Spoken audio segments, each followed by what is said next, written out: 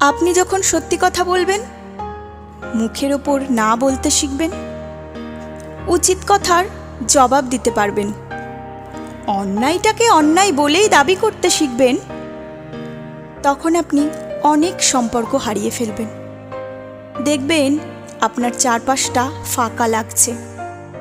আমি আপনাকে বলবো, এই সম্পর্কগুলো হারিয়ে গেলে একদম দুঃখ পাবেন না। জীবন থেকে কিছু মানুষ চলে গেলে জীবন শূন্য হয় না, বরং জীবনের ভার মুক্ত হয়। মুখের ওপর সত্যি কথা বলে দিয়েও, না বলার মতো দৃঢ়তা দেখিয়েও, কারো অন্যায়ের সাথে আপোষ না করেও যে কজন মানুষ তোমার সাথে থেকে যাবে, ওই কজনই তোমার বন্ধু, তোমার আত্মীয়, তোমার আপনজন। যদি কাউকে না পাও, তাহলে জেনো যারা এসেছিল তারা তাদের স্বার্থেই এসেছিল। আসলে যারা চলে যায় তারা আসলে তোমার কেউ নয়, কেউ ছিলও না।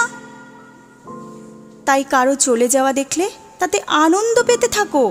শুধু একটা থিওরি মাথায় রেখো, যে তোমাকে সত্যিকারের বন্ধু ভাববে সে তোমাকে সত্যিই আপন ভাববে। যে তোমাকে সত্যিই ভালোবাসবে সে তোমার সাথে আজীবন থাকবে।